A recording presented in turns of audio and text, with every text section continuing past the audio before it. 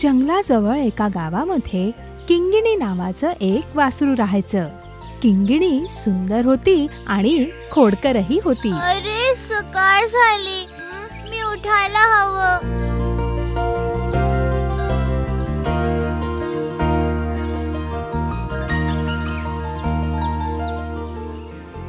मला खूप भूक लागलीये. मी तलावाकाठी जाऊन गवत खाऊन येतो. तिकडलं गवत खूपच चविष्ट आहे. त्याच्याबद्दल विचार करूनच तोंडात पाणी आलं.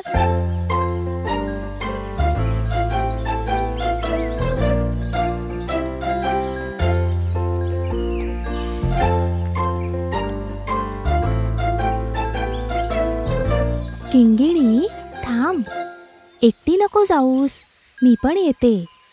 हत्तींचा कळप तळ्यावर आला असेल, एकटं जाणं धोक्याचं राहील. काही नाही होणार आई, मी काळजी घेईन. काय करावं, ऐकतच नाही ही.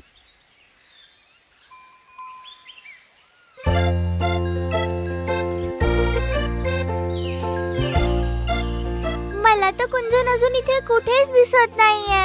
सकाळ तर झालीये, पण हा अजून उठला नाहीये का?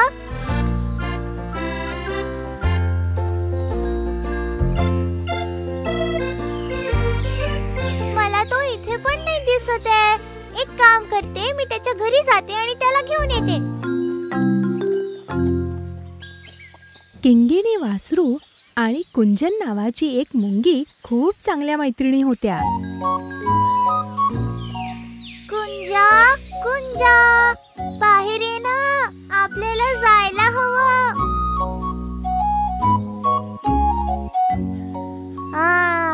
सकाळ झाली वाटतं. अरे हे काय किंगिणी, सकाळी सकाळी कुठे चाललीस? तू लवकर ये ना, मला खूप भूक लागलीये. मला ते तलावाजवळचं स्वादिष्ट गवत खायचंय. तर मग तू लवकर जा आणि गवत खाऊन परत ये. कालच मी माझ्या घरामध्ये सगळं अन्न भरून ठेवलंय. असं नाहीये कुंजा, तुझं न येणं योग्य नाहीये. कदाचित तो हत्तीचा कळप तलावाजवळ पोचला असेल. त्याच्यातला तो मनियन हत्ती खूप दुष्ट आहे. तो जेव्हाही मला बघतो तेव्हा लगेचच मला पकडायला धावतो. तो मला कधीच गवत नाही खाऊ देणार. तो स्वतः पण नाही खाणार आणि स्वतःचं पोट पण नाही भरवणार. अच्छा, पण तिकडे येऊन मी तुझ्या सोबत करू काय? तू फक्त माझ्या जवळ उभी राहा आणि मी जेव्हा गवत खात असेन तेव्हा तू तलावाकडे लक्ष ठेव. ते जसेच तलावाच्या बाहेर येतील तसं आपण तिथून लगेच खूप दूर पळून जाऊया. असं आहे का? मग मी येते. आणि कुंजन मुंगी आणि किंगिणी तळ्याकडे जायला निघाल्या. अगं किंगिणी, आपण मनियन हत्तीला असं सहज जाऊ द्यायला नाही पाहिजे. तो स्वतः तर गवत खात नाही ना, आणि तुला पण तो खाऊ देत नाही. हे तर बरोबर नाही ना? हो, तू एकदम बरोबर बोलते आहेस. पण जर आपण हत्तींसोबत मस्ती केली तर आपण संकटात सापडू शकतो. हत्ती खूप जास्त शक्तिशाली असतो. आपण त्यांना कधीही नाही हरवू शकत. म्हणून ह्याचाच घमंड त्या मनियन हत्तीला आहे. त्याच्या अहंकाराला मीच तोडते आज. तू खूप जास्त छोटी आहे त्याच्यासोबत लढाई करायला. त्या हत्तीला तुझ्यावर फक्त पाय ठेवायची कमी आहे. बाकी तुला माहितीच आहे. हो, मी छोटी आहे, खरं आहे हे, पण मी पण खूप काही गोष्टी करू शकते. चला बघूया ही छोटी कुंजन त्या हत्तींसमोर काय करू शकते. तू फक्त बघ, मी तुला दाखवते मी काय करते ते. कुंजा, मला तुझं बोलणं ऐकूनच भीती वाटायला लागलीये. का घाबरू नकोस.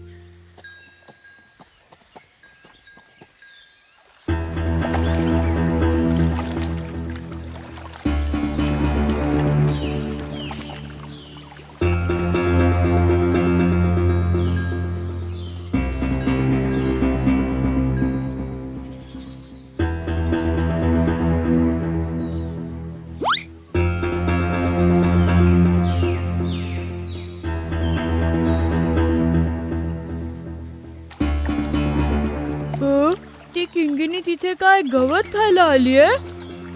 तिच्यात आज इतकी हिंमत कशी काय आली? तिने काय मला इथे आज बघितलं नाही? काही हरकत नाही, मी तिला आज आठवण करून देतो.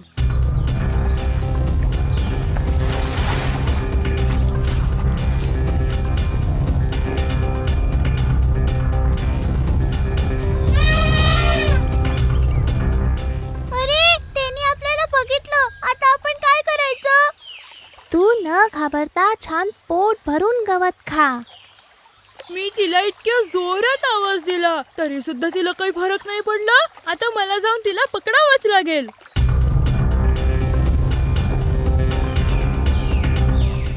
मनियन सोबत मी आता बोलते. मनिया, थांब तिथेच. किंगिणीने तुला कधीच त्रास नाही दिला, तर मग का बरं तू सारखा तिला विनाकारण पळवून लावतोस? तू होतेस कोण मला हे सगळं बोलणारी? जर मी तुझ्यावर पाय ठेवला तर तू पूर्णपणे तिथे चिरडला जाशील. तुझ्या आयुष्याच्या भल्यासाठी सांगतोय, तू या सगळ्यातनं दूर राहिली तरच बरं आहे.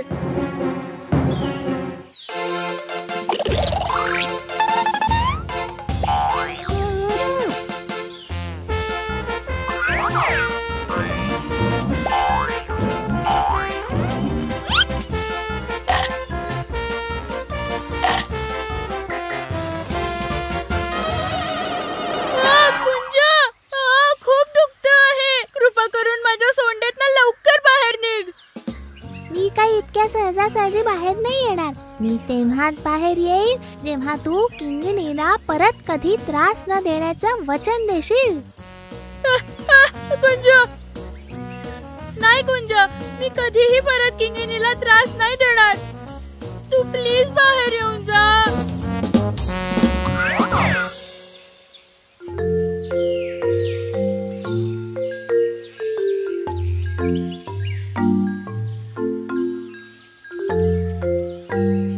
मनिया, तू शक्तिमान आहेस, पण तू तुझी शक्ती दुसऱ्यांना घाबरवण्यासाठी नाही वापरली पाहिजे.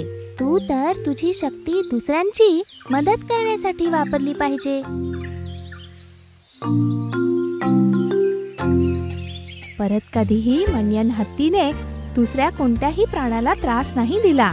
आणि एवढंच नाही, कुंजन, किंगिणी आणि मनियन खूप चांगले मित्र बनले.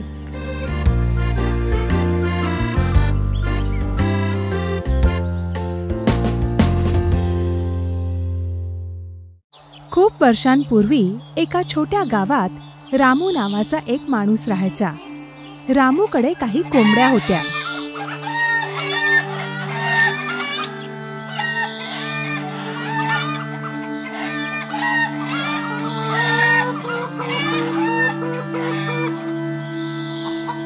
रामूच्या लक्षात आले की त्या कोंबड्यांपैकी एक कोंबडी अंडे देत नव्हती. ही कोंबडी मला काहीही करून विकायला हवी. कसं विकू? रामूने ठरवलं की गावाच्या बाजारात तो त्या कोंबडीला विकेल. रामूला इतर लोकांना फसवायला आवडायचं. रामू अंड न देणारी कोंबडी आणि इतर कोंबड्यांच्या अंड्यांना घेऊन बाजारासाठी निघाला.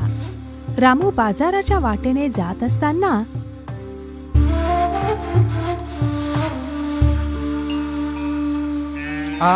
हा कोण? हावडा, बरोबर. कुठून येताय तुम्ही?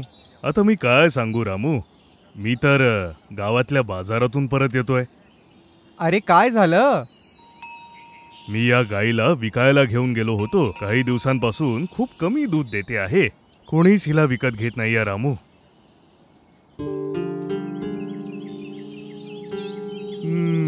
किती दूध देते ही गाय?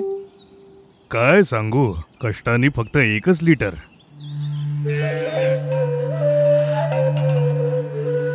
तसं रामू, तू या कोंबडीला घेऊन गावातल्या बाजाराला चाललायस? हो, नाही, तसं तर मी हिला घेऊन कुठे दुसरीकडे चाललो आहे. या कोंबडी सोबत? अरे, हे तुम्ही कोणाला सांगू नका की ही कोंबडी जी आहे ना, ही जादूची आहे. जादूची कोंबडी? खोटं नको बोलूस रामू. आता तुम्हाला विश्वास नसेल तर ठीक आहे, पण ही कोंबडी दिवसाला 10 अंडी देते. अरे बाप रे, कधी कधी तर ही कोंबडी सोन्याचं अंड देते. पण याचा पुरावा काय? हे काय, ही सगळी अंडी या प्रवासात दिली आहे तिने. ही सोन्याची अंडी देते म्हणून मी हिला नेहमी माझ्या सोबतच घेऊन फिरतो. यावर विश्वास ठेवणं तर अशक्य आहे. ठीक आहे, नका विश्वास ठेवू. तसंही मी हिला एका पिंजऱ्यात बंद करून ठेवणार आहे, कारण हिला प्रत्येक ठिकाणी घेऊन जाणं कठीण होतं. रामू, तुला हिला विकायचं आहे? तुम्ही विचारत असाल तर नाही. हे माझ्यासाठी नुकसान आहे. मी मोठी किंमत देईन आणि सोबत ही गाय पण. किती पैसे द्याल? माझ्याकडे 5 चांदीची नाणी आहेत. 5 चांदीची नाणी? अरे, ही सोन्याची अंडी देणारी कोंबडी आहे. सोन्याची अंडी देते, कळलं का?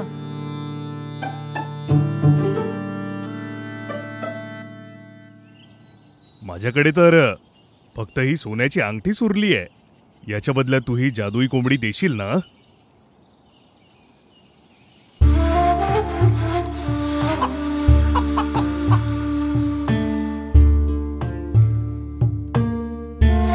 हा तर खरंच मूर्ख आहे. आता मला या गाईला कोणा दुसऱ्याला विकावं लागेल. काहीतरी करतो.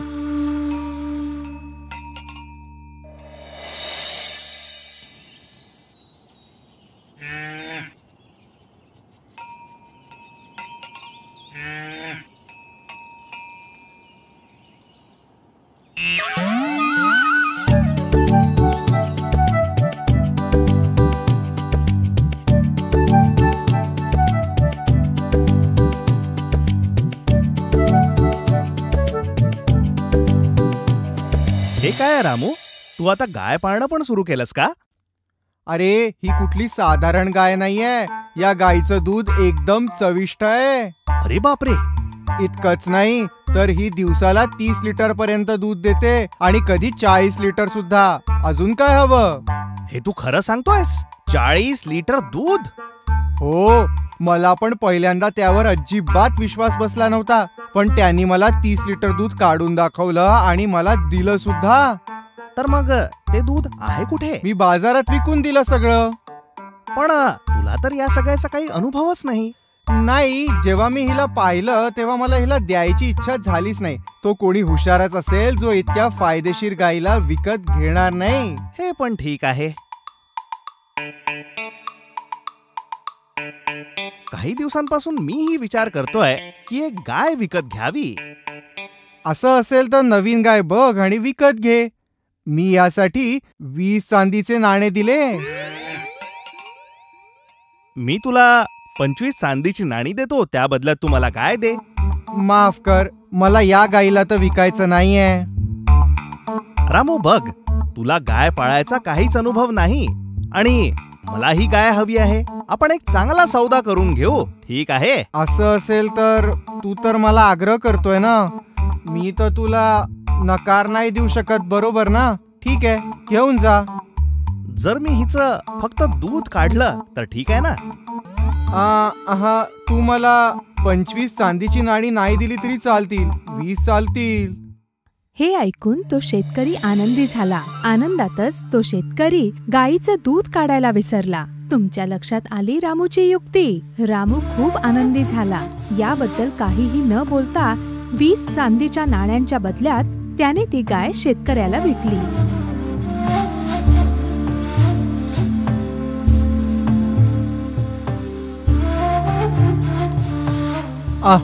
आजचा दिवस तर खरंच खूप छान होता. काश प्रत्येक दिवस असा असो. ज्या शेतकऱ्याने गाईला विकत घेतलं त्याने तिला भरपूर चारा खाऊ घातला. पण त्याचा आनंद फार काळ टिकला नाही. दुसऱ्या दिवशी जेव्हा शेतकरी गाईचं दूध काढायला गेला तेव्हा अरे, आता आपण काय करायचं? या रामूनी आपल्याला फसवलं आहे. बोलला होता 30 लिटर दूध मिळेल, इथे तर 2ही नाही मिळत आहे. खरेदी करायच्या आधी विचार करायला हवा होता. गाय तर विकत घेतली आहे, आपल्याला फसवलं आहे. रामू गाय वापस घेणार नाही, ही गोष्ट पक्की आहे. एकदा आपण सरपंचला भेटायचं का? ठीक आहे, मी जाऊन लगेच परत येतो. तो शेतकरी सरपंचला भेटायला निघाला.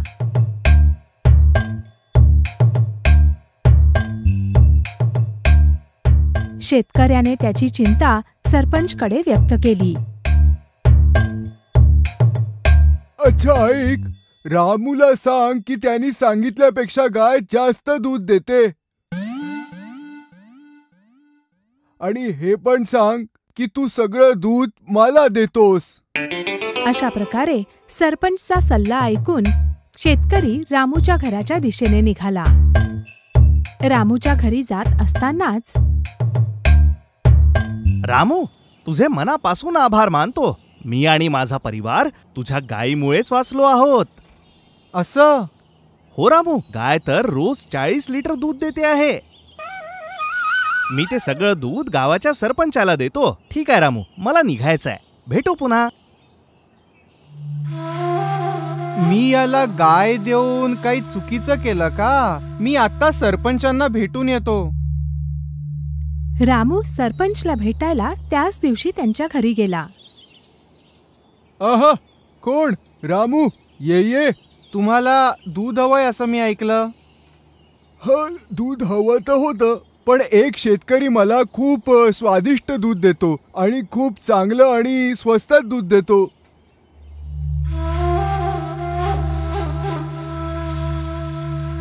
अरे, आता मी काय बोलू? सरपंचाची तर खोटं नाही बोलणार. म्हणजे तो शेतकरी खरं बोलत होता.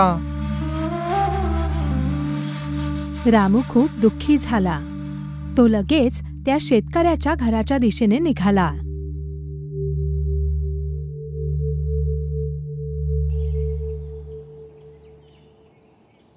हा, ये रामू.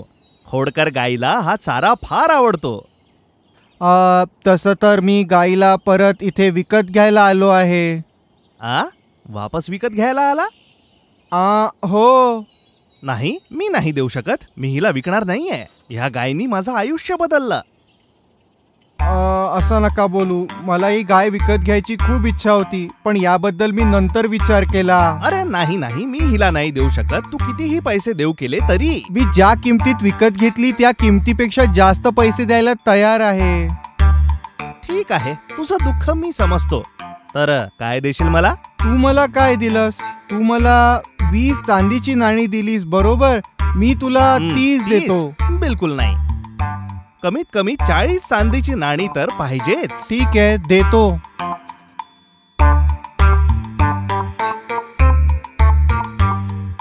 किंमत जास्त झाली म्हणून काय झालं?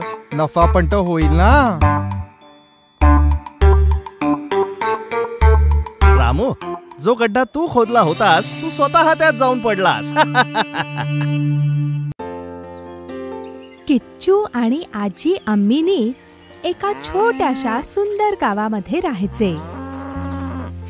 ते दोघेही खूप आनंदात राहत होते. आजीकडे 2 गायी होत्या.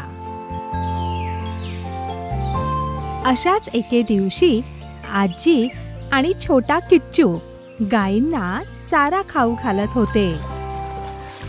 बाळा किच्चू, हा चारा त्या काळ्या गाईला खाऊ घाल. हो आजी.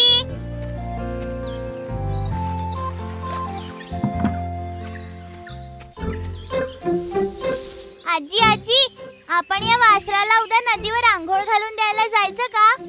उद्या? अरे कालच तर गेलो होतो. काही हरकत नाही आजी, आपण उद्या पण जाऊ. बरं. हा मुलगा मोठा चंट आहे. तुला पाण्यात खेळायचंय ना? नाही आजी, मी पाण्यात अजिबात नाही खेळणार. चल खोटारड्या, आजी सोबत खोटं बोलतो. त्याच वेळेस एक भुकेला भिकारी गावामधून भिक्षा मागत जात होता. आजीला बघून तो भिकारी आजीच्या घराकडे हळूहळू यायला लागला. अरे देवा, मी खूप थकलो आहे कारण मी खूप दुरून आलोय. मी दुरून चालत चालत आलोय. मी एक भिकारी आहे, खूप भुकेला आहे. कृपा करून मला काही द्या. मला खूप भूक लागली आहे. ठीक आहे, तू हात धुवून वरांड्यामध्ये बसून जा. मी तुझ्यासाठी अन्न आणते.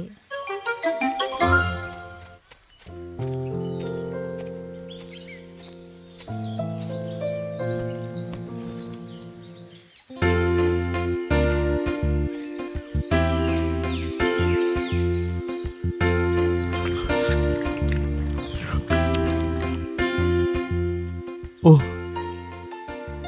मी तुमचे खूप खूप आभार मानतो आजी. अरे ठीक आहे, भुकेल्याला खाऊ घालणं चांगलं असतं बरं. अच्छा मग ठीक आहे. ऐक, मला तुझी चेन हवी आहे म्हातारे.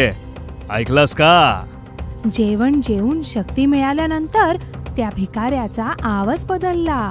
तो एक चोर होता. तो जोर जोरात हसायला लागला. बिचारी आजी आणि किच्चू हे सगळं बघून एकदम घाबरले. अरे, आम्हाला काही करू नकोस, आम्ही साधी माणसं आहोत. तर मग आताच्या आता तुझी चेन आणि बांगड्या दे मला म्हातारे. आजी ग, ही गोष्ट सोन्याची आहे ना? पण तू तर म्हणाली होती की सोन्याच्या सगळ्या गोष्टी आत्या कपाटात सुरक्षित आहे. काय? नकली चेन देऊन तुम्ही मला गंडवू पाहत आहात का? मी तुम्हाला बावळट वाटतोय का? कुठे आहे ती खोली? बाजूला व्हा.